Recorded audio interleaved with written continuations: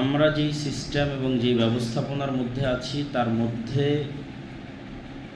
এই ধরনের হত্যার বিচারও এক প্রকার অসম্ভব। বরং আজকে যদি আমেরিকা অথবা ইউরোপের কোথায় 60,000 ফিলিস্তিনের, আমেরিকা ইউরোপের যদি একজনও মারা যেত, দুইজনও মারা যেত, 10 জনও মারা যেত, তাহলে সারা পৃথিবী তোলপাড় হয়ে যেত। ঠিক তেমনি বাংলাদেশেও দেখবেন যে এমনও কিছু মানুষ আছে যারা মূলত ন্যারেটিভ তৈরি করে, যারা সাংস্কৃতিক ফ্যাসিজম উৎপাদন করে। তাদেরকে দেখবেন যে কোথাও যদি কুকুরের মৃত্যু হয় তবুও তারা শোকবার্তা দিতে প্রস্তুত, কিন্তু উল্টা পিঠে শরীফ ওসমান হাদির মৃত্যুতে তারা উল্লাস করতেও প্রস্তুত। আমরা সকলেই নিজের চলতে ফিরতে অভিজ্ঞতা, সংবাদ, নিউজ সকল ক্ষেত্রেই আমরা বুঝতে পারি যে মুসলমানদের যে অবস্থান, সে অবস্থান একটি গোলাম জাতির অবস্থার মতো। একটি গোলাম জাতির ক্ষেত্রে যা যা ক্রাইটেরিয়া থাকা দরকার, যা যা থাকলে বোঝা যায় যে এই সম্প্রদায়, এই জাতি এটি দাস এবং গোলাম জাতি, তার প্রায় সবগুলোই বর্তমান মুসলমানদের মধ্যে বিরাজমান। আর এই কারণেই গোলামের যেহেতু জীবনের মূল্য থাকে না, এই কারণে মুসলমানের জীবনের কোনো মূল্য নাই। আপনি উদাহরণ হিসেবে ফিলিস্তিনের গাজাকে নিতে পারেন, যেখানে 60,000-এরও অধিক মানুষকে গত 2 বছরে হত্যা করা হয়েছে। এখনও অসংখ্য জীবিত মানুষ টানেলের মধ্যে আটকা আছে, যাদের জীবনের কোনো মূল্য পৃথিবীর কোনো দেশের কাছে নাই, মুসলিম অথবা অমুসলিম। আপনি রোহিঙ্গা মুসলমানদের উদাহরণ হিসেবে নিতে পারেন, এবং সর্বশেষ আপনি বাংলাদেশকে উদাহরণ হিসেবে নিতে পারেন। যে গতকাল যার মৃত্যুর খবর আপনারা শুনেছেন, শরীফ ওসমান হাদি, তার মৃত্যু প্রমাণ করে যে বাংলাদেশে একটি মানুষের বা একজন বাংলাদেশির জীবনের মূল্য আসলে কতটুকু। এবং আমরা যেই সিস্টেম এবং যেই ব্যবস্থাপনার মধ্যে আছি তার মধ্যে এই ধরনের হত্যার বিচারও এক প্রকার অসম্ভব। বরং আজকে যদি আমেরিকা অথবা ইউরোপের কোথায় 60,000 ফিলিস্তিনের, আমেরিকা ইউরোপের যদি একজনও মারা যেত, দুইজনও মারা যেত, 10 জনও মারা যেত, তাহলে সারা পৃথিবী তোলপাড় হয়ে যেত। ঠিক তেমনি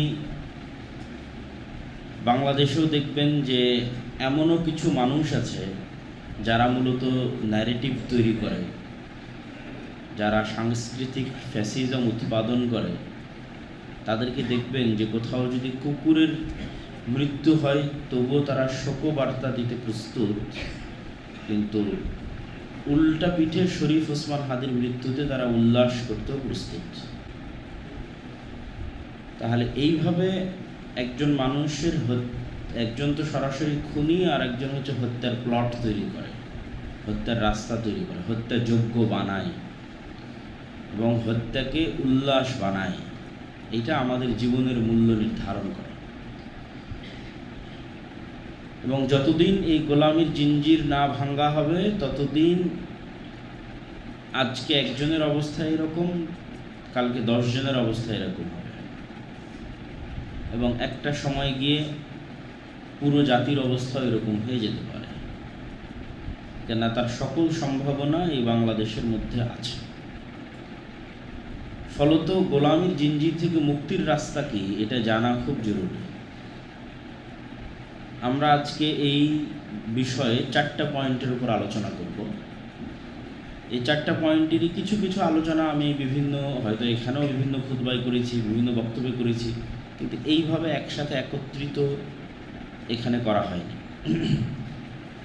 1 নম্বর হচ্ছে ঈমান বিল গায়েব, 2 নম্বর হচ্ছে নেতৃত্বের বিকাশ, 3 নম্বর হচ্ছে সৎ আমল, 4 নম্বর হচ্ছে শিক্ষা ও জ্ঞান।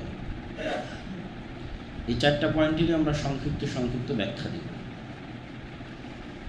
প্রথমত আমাকে এবং আপনাকে বুঝতে হবে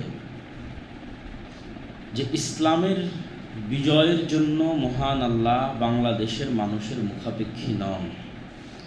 ইসলামের বিজয় সুনিশ্চিত এবং অবধারিত, যেটা আমি আজকের খুতবায় আয়াত তেলাওয়াত করেছি। আল্লাহ বলেছেন, ইউরিদুনা লিউতফিউ নূরাল্লাহ ওয়াল্লাহু মুতিম্মু নূরিহি। দুনিয়ার কাফের এবং মুশরিকরা আল্লাহর দ্বীন ইসলাম নূরকে মিটিয়ে দিতে চায়। ইসলাম হচ্ছে আল্লাহর নূর। ইউরিদুনা লিউতফিউ নূরাল্লাহ, ইসলাম আল্লাহর নূর। আল্লাহর এই নূরকে মিটিয়ে দিতে চায় ফু দিয়ে। আমি আল্লাহ আমার এই নূরকে সমগ্র পৃথিবীতে বিজয় করব, পূর্ব থেকে পশ্চিম, উত্তর থেকে দক্ষিণ। ওয়ালাউ কারিহাল কাফিরুন, যদিও কাফের এবং মুশরিকরা তা অপছন্দ করে। দ্বিতীয় আর একটা আয়াত তেলাওয়াত করেছি, সেখানে আল্লাহ বলেছেন, হুয়াল্লাযী আরসালা রাসূলাহু, তিনি সেই সত্তা যিনি তার রাসূল মুহাম্মদ সাল্লাল্লাহু আলাইহি ওয়াসাল্লামকে সত্য দ্বীন সহ পৃথিবীতে পাঠিয়েছেন। লিউযহিরাহু আলা দ্বীনি কুল্লি, আর তার এই দ্বীন পৃথিবীর সকল মতাদর্শ, আদর্শ, তন্ত্র মন্ত্র সকল কিছুর উপর বিজয়ী আকারে প্রতিষ্ঠিত হবে। এবং হাদিসে রাসূল সাল্লাল্লাহু আলাইহি সাল্লাম বলেছেন যে পৃথিবীতে এমন কোনো মাটির বাড়ি এবং এমন কোনো দেওয়ালের তৈরি বাড়ি বাকি থাকবে না যেখানে ইসলাম প্রবেশ করবে না। বিইজ্জে আজিজিন আও বিযুল্লি জালিলিন, কোথাও সম্মানের সাথে, কোথাও অপমানের সাথে, কিন্তু প্রবেশ করবে। তাহলে একটা পয়েন্ট বক্তব্যের শুরুতে আমরা পরিষ্কার হয়ে নিই যে ইসলামের বিজয় সুনিশ্চিত এবং অবধারিত, এটা আল্লাহর ওয়াদা। আল্লাহু লা ইখলিফুল মিআদ, আর আল্লাহ ওয়াদা ভঙ্গ করেন না। সুতরাং এই পয়েন্ট ফাইনাল হওয়ার পর সেকেন্ড পয়েন্ট অটোমেটিক আসবে, আল্লাহর ইসলাম যেহেতু বিজয় হবেই, এটা যেহেতু আল্লাহর ওয়াদা, তো এটা আল্লাহর দেওয়া রোডম্যাপ, আল্লাহর দেওয়া সিস্টেম অনুযায়ী বিজয়ী হবে। আল্লাহ সুবহানাহু ওয়া তাআলা নির্ধারিত গায়েবী মূলনীতি অনুযায়ী বিজয়ী হবে। এটাকে বিজয়ী করার জন্য আল্লাহ দুনিয়ার নির্দিষ্ট কোনো জাতির মুখাপেক্ষী নন। যে জাতি আল্লাহ সুবহানাহু ওয়া তাআলার ওই গায়েবে নির্ধারিত মূলনীতি রোডম্যাপ ফুলফিল করতে পারবে না, ওই জাতির আল্লাহর প্রয়োজন নাই ইসলামকে বিজয়ী করার জন্য। আল্লাহ নতুন প্রজন্ম নিয়ে আসবে, নতুন জাতি নিয়ে আসবে। দেখা যাবে 50-100 বছর পর পুরো আমেরিকার মানুষ মুসলমান হয়ে গেছে, পুরো ইউরোপের মানুষ মুসলমান হয়ে গেছে। নতুন জায়গা থেকে নতুন জাতি আল্লাহ নিয়ে আসবে, যাদের হাতে ইসলাম বিজয় হবে। কিন্তু ওই নিয়মে বিজয় হবে যেই নিয়ম আল্লাহ নির্ধারণ করে রেখেছে। সেই নিয়মের উপরে আমরা আলোচনা শুরু করছি। 1 নম্বর হচ্ছে ঈমান বিল গায়ব। গায়েব বা অদৃশ্যের উপর ইয়াকিন, এটা ছাড়া পৃথিবীতে বিজয় সম্ভব নয়।